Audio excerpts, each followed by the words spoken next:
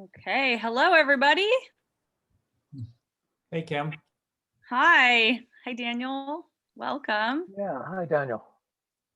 Hi.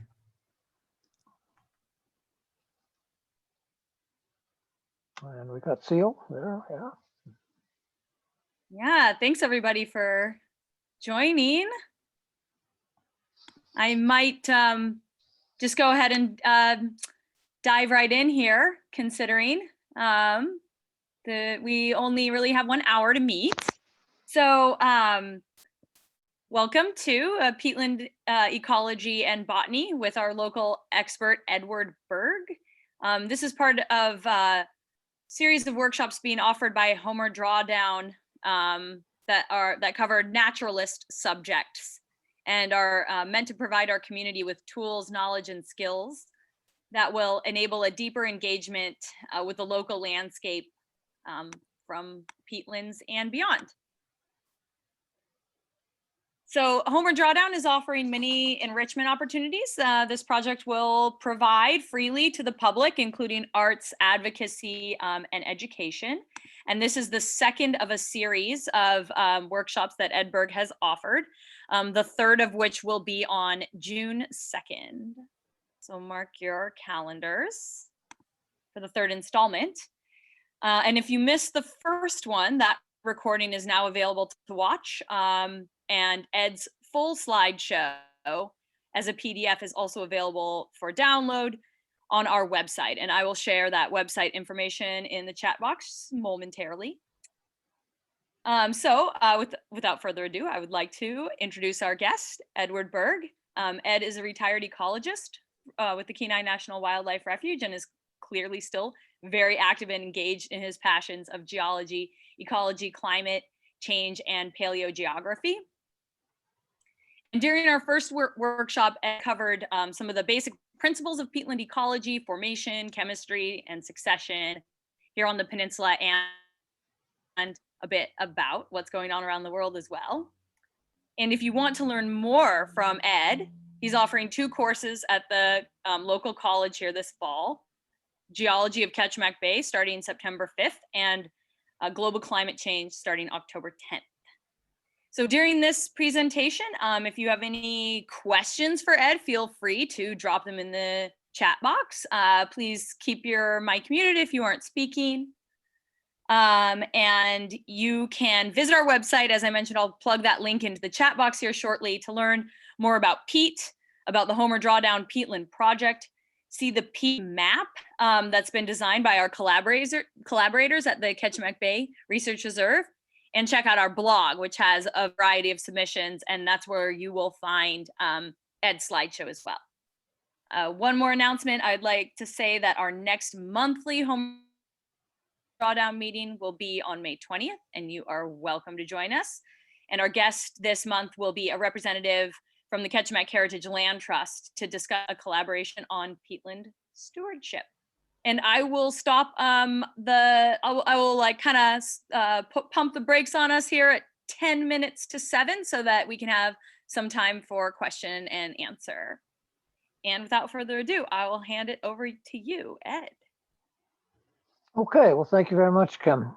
I should say that a version 2 of the slideshow will go on probably tomorrow, the PDF of the, if you just want to look at the slides. So I have added some more and revised some things. So I think Kim will put that on tomorrow. And that will be version 2. Okay, well, I wanted to talk a bit about sphagnum, really one of my favorite plants. And we'll be seeing a lot of sphagnum this summer, so it's important to know the basics about it. So we have a typical sphagnum plant showing here, and they normally have a pretty big head, you know, kind of a cabbage head on top of them. So there really aren't any other mosses that look like sphagnum.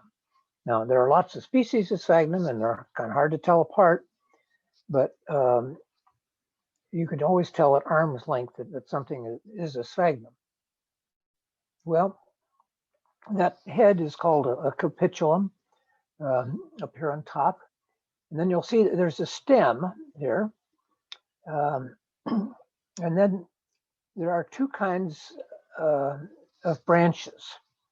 There are the spreading branches here that come off to the sides, and there's usually 2 or 3 of those. And then there are the hanging branches, which hang down and are really tightly plastered along the stem. So sometimes when you first look at this, you see all these vertical things that look like stems. Well, actually, there's really only one stem under there. And if you peel the hanging branches back, you can see, yeah, there is, one stem, and it's often a different color. Well, up on top, you can sometimes see these capsules that contain the spores. This is a spore-bearing plant, not a seed plant. So this is like horsetails. Horsetails right now have got their spore-bearing organs on top of the spring form. And they're releasing spores now, and then in a few weeks, we'll see the green horsetails coming up that don't have those spore-bearing organs on top. Let's see. So if we were to look at a leaf under a microscope, we see that they have a very unusual structure.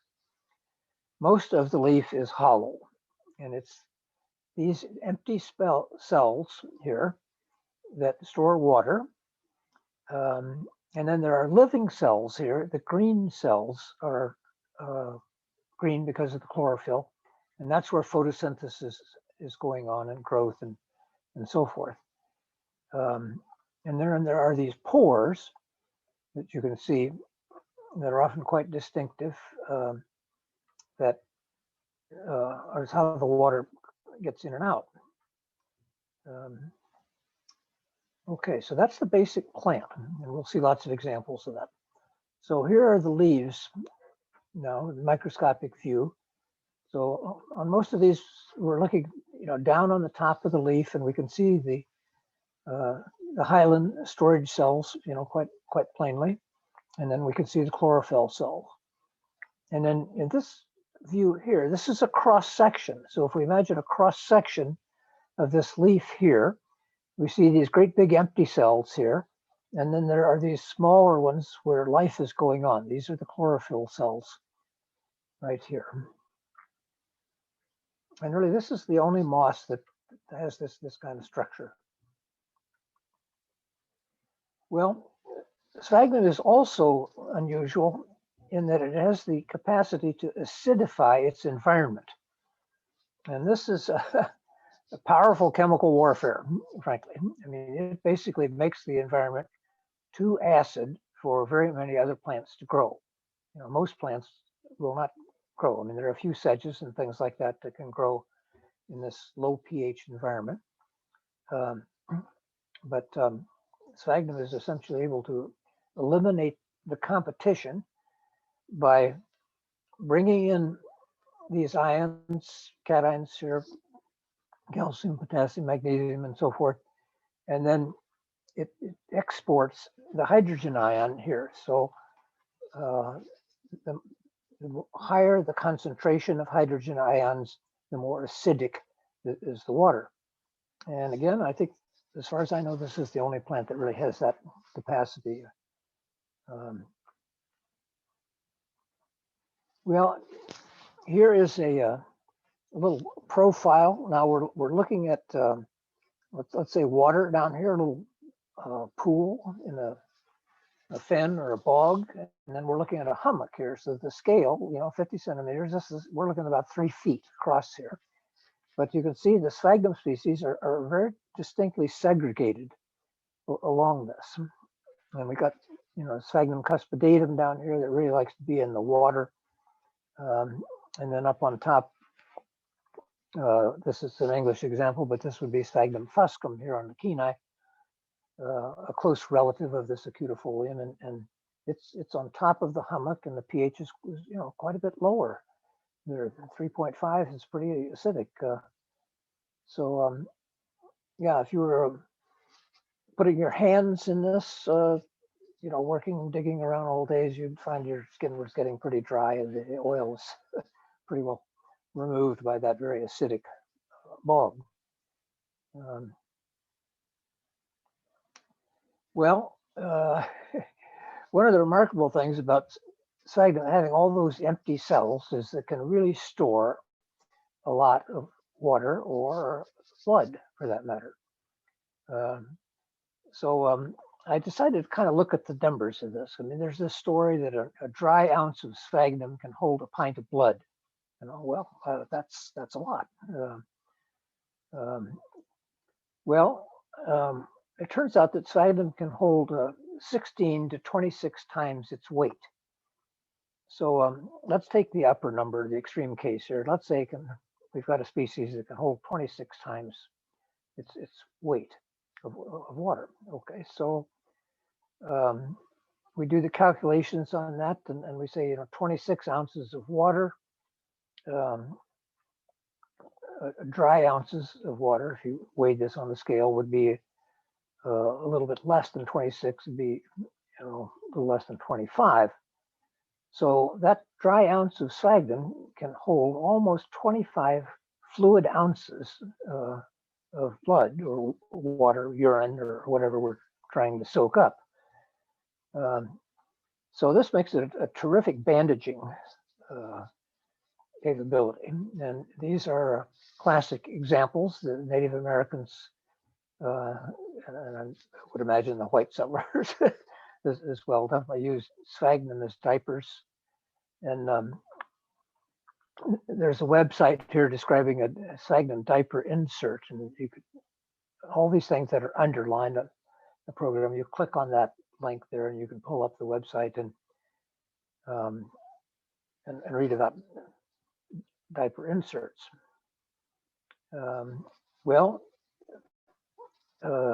Up through the First World War, sphagnum was an important bandage. And here we have students at the University of Washington are sitting there with boxes of sphagnum, and they're packing it into some sort of bandage that's going to be shipped off to Europe.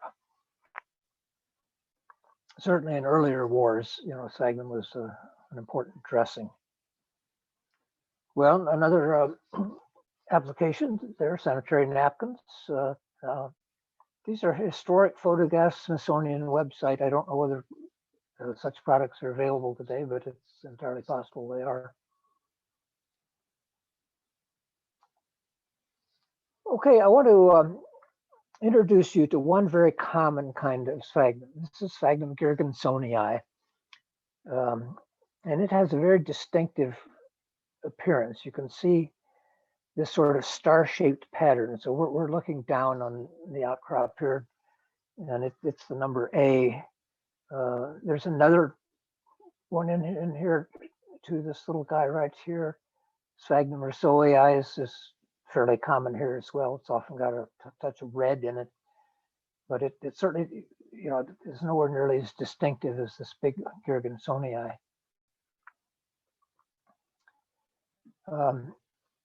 So this is a fairly robust plant. I mean, we're looking at maybe 3-4 inches of height here, and the stem is crisp and will break, off. I mean, most sphagnum is pretty limp, but this one you can make. If you pull the stem apart, you will hear a snap.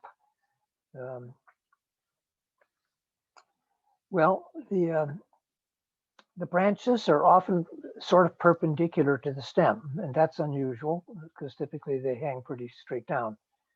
So this one, this is you can see the pattern here, pretty distinctive look.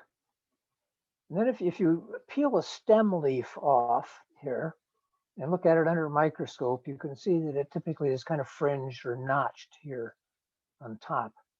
Now the stem leaves are kind of hard to see, but in the field, if you grab this guy by the stem and pull off the cap, snap the cap off and look straight down on it, you will see some stem leaves right at the top of the stem. And with the hand lens, you can look and see, is it pointed or curled in some way, or does it have some kind of little notch or fringe? And that's an important character in many of the sphagnums.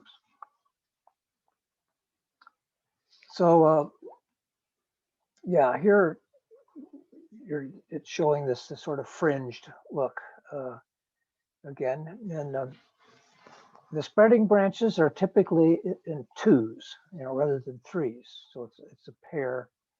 And then the hanging branches here tend to be appressed or plastered onto the main stem. They have to kind of be picked off. And the branch leaves are sort of rolled. The edges are kind of rolled at the tip here, but they are pointed. Well, another one that one sees frequently on the Kenai is Sphagnum magellanicum. And this often has some red in it. Now, colors in sphagnum are kind of a difficult problem because they depend on the amount of sunlight.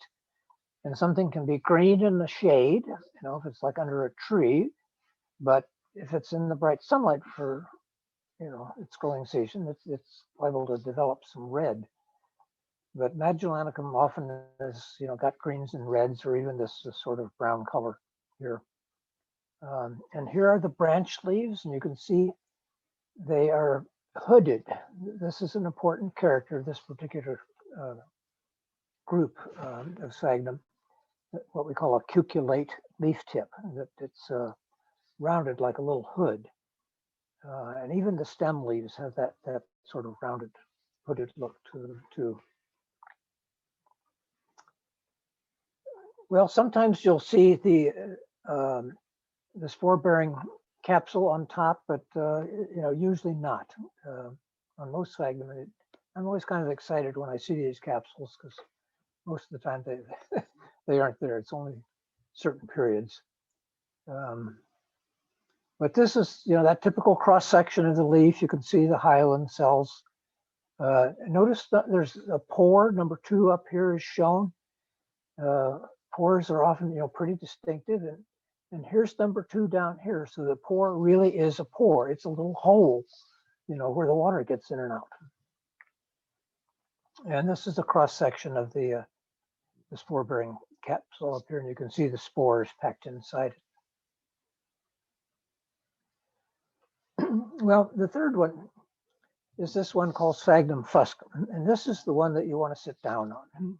Or maybe you want to spread out your rain gear first before you sit down on it, because it's often a little wetter than it looks. But it's a very dense, compact moss. The individual plants are really kind of small and nondescript, but they are packed in there quite tightly together. And oftentimes other plants are growing on them because this is the driest of the sphagnum. And so it's a hummock former. And you won't find this down in the swales, where the water is. You can see the flowers are growing on this. So here you can see the heads are all packed in there quite tight. This also has a stem leaf with a little bit of notched appearance in it.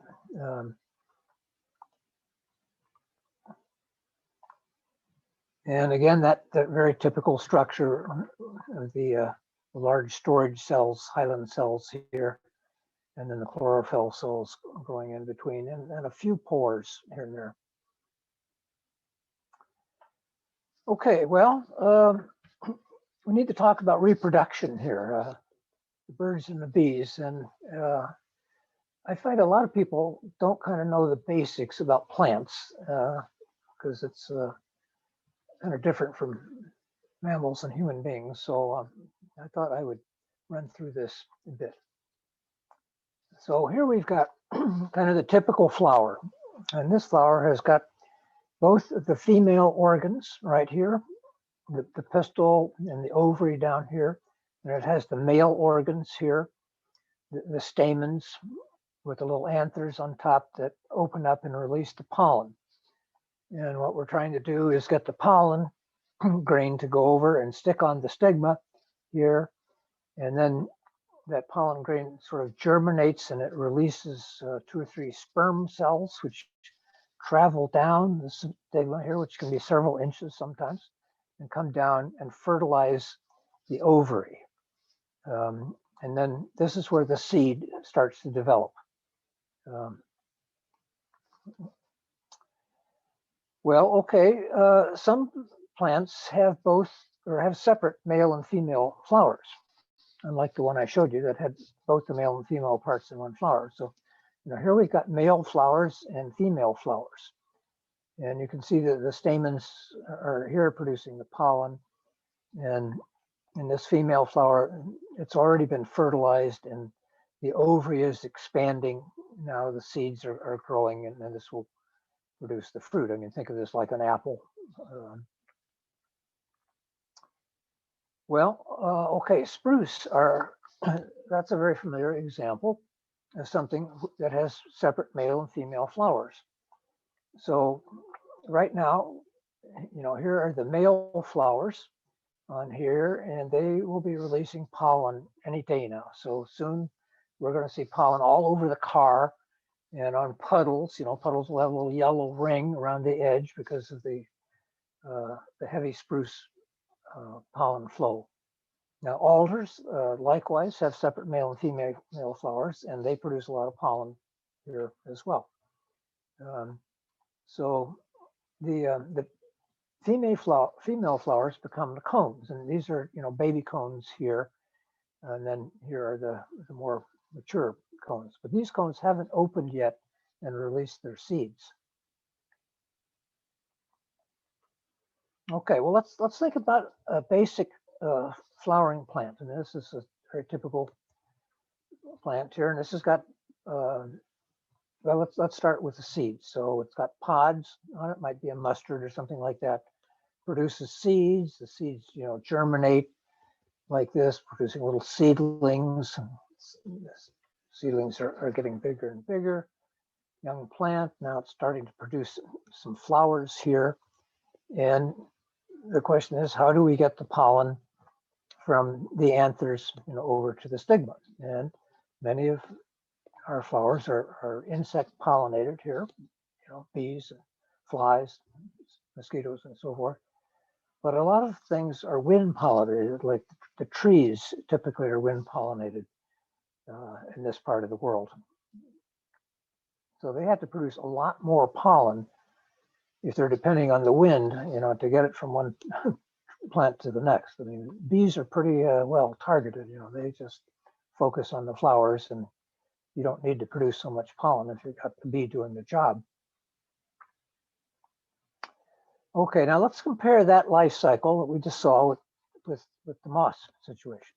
So this is a typical moss, and this would be sphagnum as well. So that little capsule that I showed you up on top here has a little, well, kind of 2 lids on it. The first one that comes off, and then the second one opens up here, and out come the spores.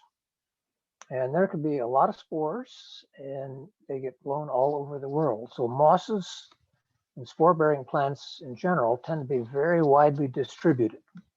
I mean, most of the mosses that we have here on the Kenai Peninsula, you could find over in Norway and Siberia and so forth, just because these spores are very lightweight and the wind carries them very well. Okay, well, the spore lands on a moist surface and it germinates and produces this little filament here and develops this tiny little structure called a protonema. Now, we normally don't see these unless we're doing this in the lab, maybe where we can control it and whatnot. But this, very baby plant, the protonema, will grow up and produce the moss. And the moss will have male flowers and female flowers, and they may be on the same plant, or they may be on separate plants, like the spruce. But the male organs, called an antheridium, that produces sperm, which are mobile sperm, and they need water to move on the leaf. So this does not work well on the desert. That's why mosses are typically in wet environments. And then the female organs here, called the archegonium, that produces an egg. And the sperm are coming down the neck of the archegonium in here and fertilizing the egg. And then the egg is starting to grow here. I mean, here's the zygote, the fertilized egg. And the new, well, what is growing here, the seta is growing up the tube here, like that, and out the top. And now it's sticking up here. And it's ready to open up and release spores again. So the cycle is starting anew. Now, I'm going to show you this in a little bit more detail here and talk about the chromosomes, because you remember in sexual organisms, the chromosomes are divided in half. So in the male, a sperm cell is produced, but that has only half of the normal amount of chromosomes. And likewise, in the female, the egg is produced, and that has only half of the number of chromosomes. But then when the sperm and the egg are united, the two halves are put together, and the fertilized egg, the zygote, has a full set of chromosomes. Well, with mosses,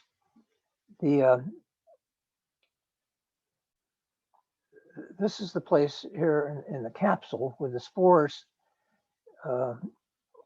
basically are generated at that point. This is where meiosis occurs, where the number of chromosomes is split in half. So each spore going out here has half the normal set of chromosomes. And then the plants that grow up from that, what we see are growing with half a set of chromosomes. And so they're called gametophytes because they're essentially the gamete form that is grown up. But each one of these gametes can produce a sperm with its half complement, or the female one can produce an egg here in the archegonium. And when the sperm and the egg get together, then we've got, the full set of chromosomes again, and we're ready to start growing another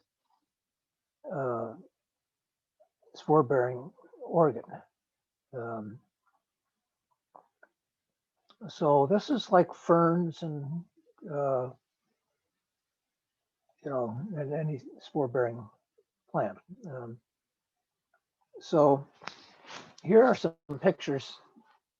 Now these are the spores germinating and producing the protonema filament, and that divides and produces a lot more filaments.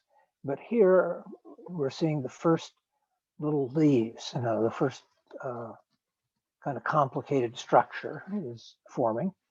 And then here, those leaves have grown into the baby plant.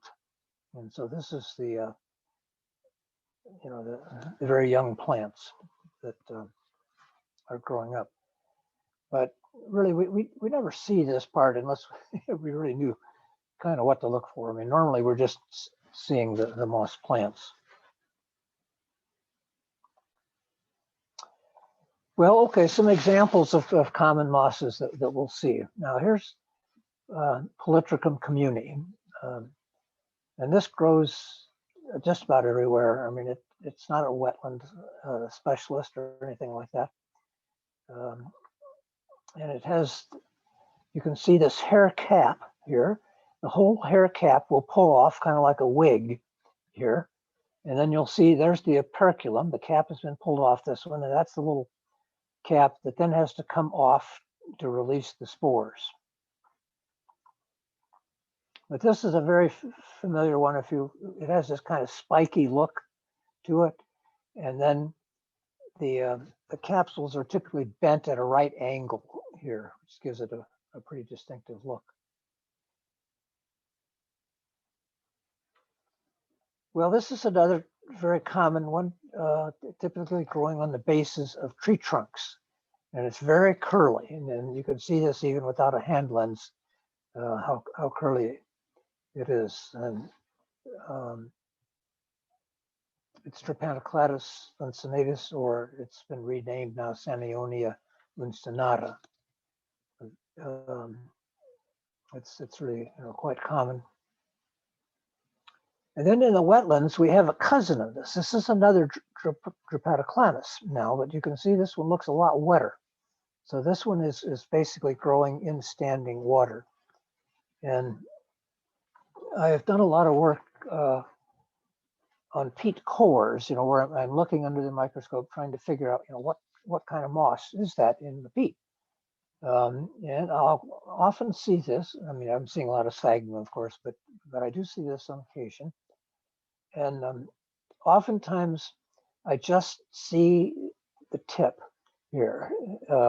This hard tip preserves well. There's you might say, a vein that comes up the center of the leaf, and that goes all the way to the end of the tip. Now, if these things are grown underwater, that vein only comes about 2/3 of the way up. And these have been found growing, 100 meters deep in Crater Lake, I think, or something like that. So it definitely grows underwater as long as it gets enough light. But in my studies on the Kenai, all the ones I found, the vein always goes to the tip. And that means that those were not growing underwater, that they were growing maybe at the edge of the water, but they weren't, really an aquatic plant. And down the line, I will tell you why that was an important fact that proved to be a very useful trait. Well, here's Calaergon straminium, again, a very common one. It always has this very fresh, kind of wet look to it, typically with the standing upright structure like this. You can see this at Calvin and Coyle, for instance, along the boardwalk. And then notice the leaf here is just very rounded, and this vein doesn't go really all the way to the tip. And it's a very long kind of plant. I mean, just look how different this is from the sphagnum, for instance. It's a very simple kind of plant. Okay, now this is this guy is typically pretty ugly. I mean, you grab a handful of this and it is black. And these are big plants. I mean, these things could be, a foot long. And so you pick up a foot long or a handful of these black things that are just a foot long. But if you look carefully, well, actually, around the tip, they're not so black. And actually, they're really quite pretty if you put them under the hand lens or the microscope. But they are very plump. Again, they have that sort of hooded leaf structure we saw in some of this sphagnum, but they are just very plump. I think the sausage moss is another name for this because it looks so plump. Okay, well, those are some of the basic mosses that we'll be meeting. There are a lot more out there, but these are all common ones. And this kind of gets you off to a start on this. So switching now to the vascular plants, sedges are very important. And sedges have edges. So this is a very useful characteristic. If you roll it in your fingers like this person is doing here, you can feel that edge. And if you roll a rush, it's definitely round. It's like a straw. And a blade of grass, that's got a little bit of a flatness to it that you can feel. but it's not the triangular effect here. Well, the sedge family is a very big family. 5,050 known species and about 90 genera. The main genus is Carex here that we have. And in Alaska, there are maybe 120 of these. But you'll recognize some of the others, even if you aren't familiar with their names. Well, the distinctive thing about Carex is that the seeds are contained in a sac or a bag. So there's this structure called a perigynium here. And here are the stigmas sticking out here. And whether it has 2 or 3 is often an important characteristic. But then if you take your fingernail or razor blade and whatnot and open up that bag, you can see that, there's a seed inside. So here the seed has been removed from the bag. And notice that the bag here is kind of wide. I mean, some of these are distinctly winged, like, for wind transport. So this is kind of typical cluster. There are often these scales, where each separate flower here has its own scale. So this is a cluster of flowers, and this would be analogous to a petal, I suppose, on a ordinary plant. Well, Carex rostrata is a very common, very robust, visible sedge that one sees along pond margins. This is a typical lake edge example here. You can see this in a road ditch. There, the flowers are really quite big and distinctive, and then it's got these runners running along in the mud. So these might be all one genetic individual here. This might be a clonal patch.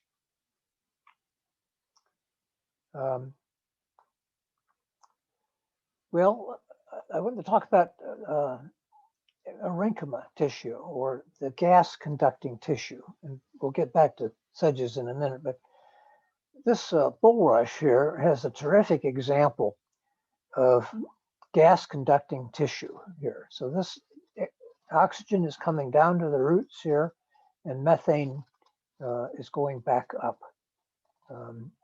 So here you can see the flowers, some of the tail. Well, now sedges also have that gas conducting tissue, but it's not so well developed, and it tends to be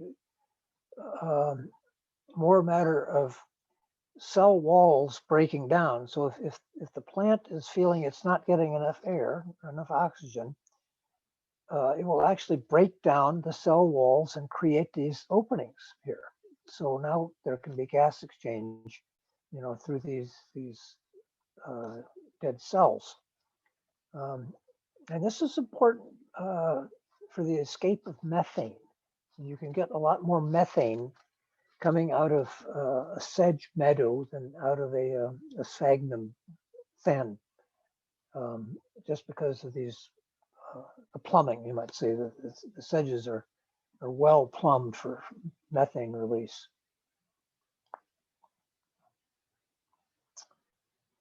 Okay, just some, these are very common sedges. Here, the way that you identify this one, really, because typically they don't have the nice flowers, and I'm showing you pictures of the flowers, but you go out in a typical fen, and there's precious few of them are actually in flower. But this one, if you think it's Carex pluriflora, you can dig it up and look at the roots here, and it will have this yellow felty tomentum on it. Very good character. Now, Carex livida has very definite female flowers down here at the base and male flowers up above. So this is more like the spruce, you might say, where we've got pretty separate flowers. And Carex lamosa Now this one, if you dig it up and look at the roots, will have a rusty kind of felt on it, not yellowish there. But again, you can see the rhizomes here. A lot of these things really reproduce best vegetatively by just having long rhizomes that, you know, keep putting up new stems.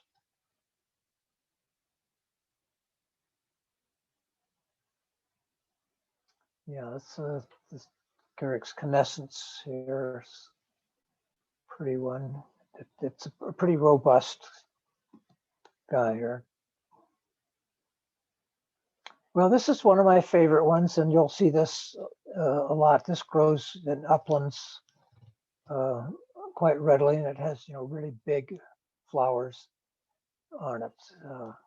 It's probably the largest sedge that we have. And Carrick's cordyryza, again, an extreme case of the creeping rhizomes here, but very tiny cluster of flowers there at the top.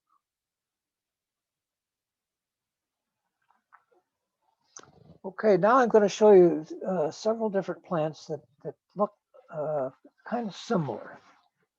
So this one, the few flowered sedge, it just has you know, a few flowers on top. Here's the paragynium, very long and skinny compared to the ones I showed you before. But you could peel this off and there would be a seed inside it. But it, you know, it looks kind of like this one here, Trichophorus cespitosa. And again, this is a fairly common one. But this one typically has the anthers hanging out here on top and is pretty distinctive. But then we compare that with its close cousin here, Trichophorus alpinum, has entirely different look with the white pappus hairs that are, you know, for seed dispersal on top. So oftentimes you'll see a cluster of these with these tiny little puffs of cotton on top.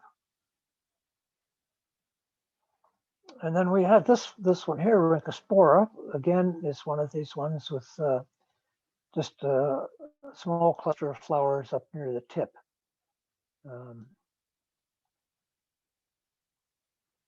Well, here's cotton grass, always a beautiful plant. It likes the wet environment. You see the cotton grass growing there. You better have the boots on. Don't want to wade out in that one.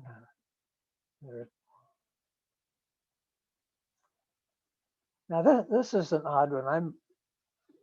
The first time I found this, I didn't know what in the world I was looking at, because you typically see these red fruits on it like this. And it doesn't look like anything else. And indeed, it's not like anything else. I mean, this thing is in its own family. There's one species in this family. It's that unusual. But we do occasionally see this out in the wetlands here, usually growing by itself. And pretty distinctive when you see these sort of red fruits on it. Well, this is a fun one. This grows on moose dung. So it's certainly very distinctive. And there's, you know, two forms of it, the red and the white forms, you know, two different species. And it turns out that this thing actually smells like dung as well. And this, I think this is the only case of this I'm familiar with, this where the plant is mimicking the substrate that it grows on. And insects are actually attracted to this and disperse the spores on this. You know, unlike, depending on the wind, you know, like most mosses. So it's really, you know, very unusual. But you can't see from the photos here that this is growing on dung, but if one had the full photo, you would see that there's some kind of dung pile under there. Well, we've got the lots of things in the rush family, the Juncaceae here. We'll definitely see Ligula parviflora out there pretty commonly. Often looking kind of droopy like this. None of the, I mean, well, most of the sedges are pretty upright. They don't tend to droop.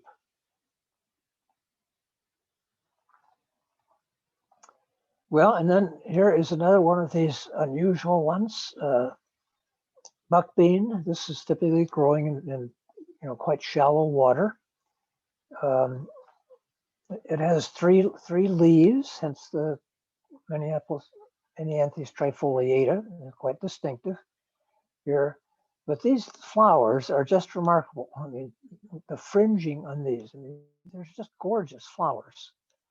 I love seeing this, in the spring when it's in full flower.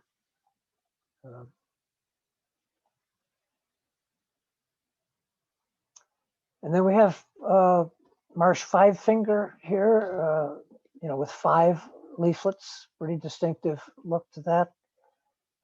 Again, this is in the rose family here, a potentilla. The palustris means swampy. It has a new name now, Camarum palustra. But we have lots of that here, growing in the wetlands. And it produces this kind of dark reddish flower. And then Labrador tea. This is an old favorite here. You can make a tea out of that. It's kind of tasty. It is a cardiac stimulant, however. So if you have any heart problems, you probably don't want to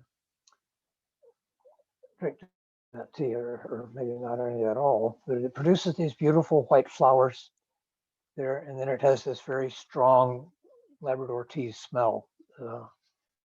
I identify a lot of plants by smell. I mean, anything that has distinctive aroma, I'm taking note for it. Now, this is also the host of the spruce needle rust. So here we have, well, I'll show you some pictures of that. But there are 2 forms of the Labrador tea. There's the narrow one here. You see how narrow the leaves are on this, and then there's the broadleaf form here. And both of them will host the spruce needle rust. I remember the first time I saw this appearing on my spruce trees, I was just mortified. I mean, it gets into the needles, and then the needle opens up and releases the spores. And it's covered with these yellow spores, and then you wonder, good grief, is the whole tree going to do that, like this one on the right? But the trees generally survive this, and there are whole areas in Alaska where you'll see this. I remember flying over some island somewhere, and the spruce trees were all yellow with this. So like many of the rusts, this has 2 hosts. So part of its life cycle, it's on Labrador tea here. And this is when you see this kind of diseased look on Labrador tea leaves, you know that it's infected with this rust. And that produces a spore that travels over to the spruce and germinates there. And then this produces a different kind of spore. I think there are 5 different spore types involved in this very complicated lifestyle. But ultimately, it gets back to the host, Labrador tea, and infects that. But each of these spores cannot infect its own host. So the yellow spores being produced on the spruce here are not infecting spruce trees. They have to go and infect the Labrador tea leaf. So Ed, Yeah. I'm wondering if maybe we should pause here and see if folks might have some questions in the last few minutes. Those is really interesting, and I hesitate to stop you because it's so cool. But maybe I'll just go ahead and ask if anybody has any questions for Ed. Go ahead and either drop them in the chat or go ahead and unmute yourself and ask, and we'll see if we get any questions. And otherwise, maybe we can spend the last few minutes on some more botanical slides. And thank you, Ed. This is fascinating. Hi, this is Scott Bredbender. Hi, Hi, Seth. go ahead. I was just wondering, I live on a peat bog outside of Fairbanks, and we're watching a transition into forest. And I was wondering how that transition happens as the sphagnum holds so much water. And then we move off to, seems like cranberry comes in and then blueberry after that. And what causes the sphagnum to allow that transition to happen? Yeah, well, we're seeing the same thing big time here on the Kenai as well. And basically your fen or bog is drying out. It's not getting enough water. And that phenomenon is happening, on a wide scale in Alaska. The warmer summers, the water is transpiring from the plants more readily, and essentially the available water is for plant growth is going down because it's breathing out, too much water. So you get this succession of shrubs moving in, and then black spruce, will be following that as well, especially in your area where you have a lot of black spruce. On the Kenai, a lot of our fens here are so dry that white spruce, an upland species, is moving in. We don't have, at least on the bottom end of the Kenai, we don't have a lot of black spruce. So if we did, our wetlands, would be wall to wall black spruce, but even though the white spruce is now starting to recruit. So this is climate change, and this is taking place after these things have been, soggy fens for like 14,000 years, just growing sphagnum and sedge and being pretty well hydrated, but now they are drying out and the shrubs are moving in, and then the trees are moving in after that.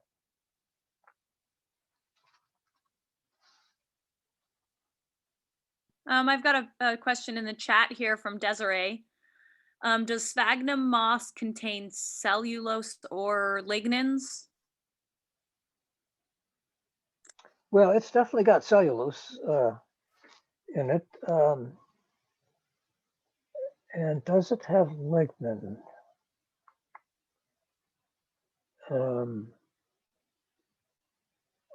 Offhand, I really don't know the answer to that. I would kind of think not. Lignin is more in the woody plants, and sphagnum is definitely not woody. But I couldn't say whether it doesn't have any at all. Ed, I have a question for you, and I know Seal shares this as well, because she enlightened me to this research that was showing that sphagnum moss in their halline hollow water holding cells can host symbionts like bacterias, including methanotrophic or bacterias that consume methane gas. Are you aware of this? And is this like happening? What scale is this happening on? Is this significant? I find it really curious that, the sedges are conduits for the methane gas, and definitely thinking about influencing peatlands in the favor of climate. These are interesting questions. So I'm just wondering, do you know anything more about that? Well, I have read one paper on that. This is a new subject. It's just been within the last few years that people have discovered these symbionts. They get cyanobacteria, nitrogen fixing. Well, I always hate to use the term bacteria,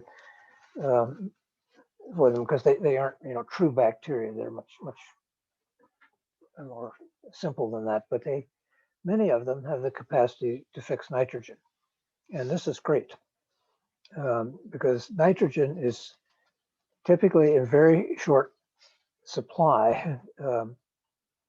We have things like the sundew plant, I'll show you some pictures of that. But well, why is the sundew plant catching bugs and eating insects? Well, it's getting the protein from the bugs, but basically it's the nitrogen, from the protein that the sundew plant is really interested in. So it's been discovered within the last, 20 years or so that in the forest, many of the mosses there also have these cyanobacteria under the leaves. And a lot of the mosses, the leaves are kind of layered up their imbricate structure. And so between the leaves, down deep, it'll be kind of wet and the cyanobacteria can grow there and produce nitrogen. And this nitrogen is actually a significant amount of nitrogen for the forest. It's helping the trees grow. Now we have alders that fix nitrogen, and I'll talk more about that. And then we have lots of lichens that again have cyanobacteria in them that are fixing nitrogen as well. But it's a pretty new discovery that sphagnum is also doing this, hosting these organisms. And I can try and I'll send you that paper, and you can put it on the website because it's a fascinating story, and I'm sure people will be studying it more. But we really don't kind of know quantitatively what the impact, on the total environment is of these nitrogen sources. And of course, as Seal mentioned, if they are actually eating methane, that's a good thing. I mean, we like anything that eats methane.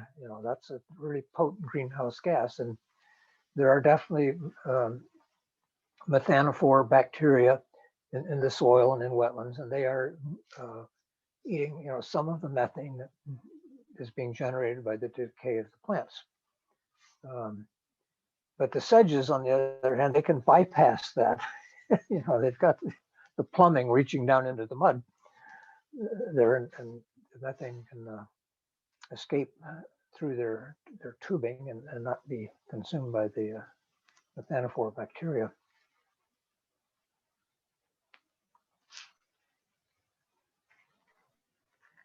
Great.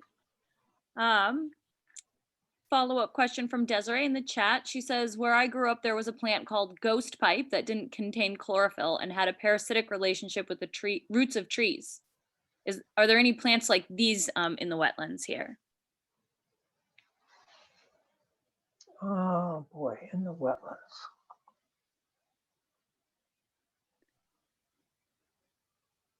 I know we have the one No. that grows with alder. Right, broom rape. That's sort of the classic one, but in things that are specific to wetlands, nothing comes to mind on that.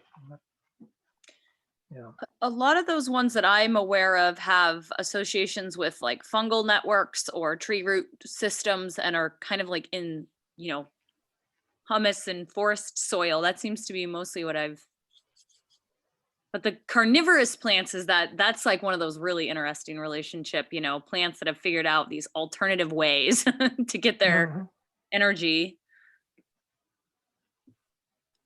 Well, to get their nitrogen specifically, really, that's what's hurting. I mean, if you fertilize, forests or wetlands or whatever around here with nitrogen fertilizer, I mean, things will grow much better. I mean, they really respond to that because there just isn't much available nitrogen. I mean, there is nitrogen bound up, in various plant tissues and things like that, but it's just not available, for public consumption.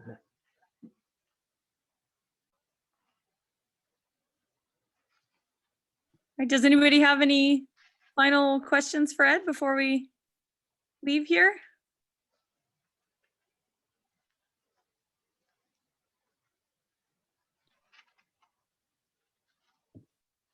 Okay, well, if that's where we're at, I will remind everybody that our next Homer Drawdown monthly meeting and discussion and report backs from our different group will happen on May 20th. It's a Thursday, third Thursday of the month.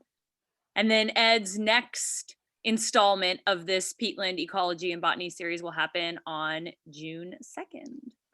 So I'll go ahead and one more time plug in our website there in the chat box if you haven't had a chance to check it out, homerdrawdown.info, getting better all the time. And we're getting a lot of thank yous, Ed, in the chat box. Thank you so much for sharing all your great knowledge. I think it's, it's just fascinating to see all of those little intricacies on the different types of sedges and mosses, things that you recognize, like, oh, that's right, I have noticed that before.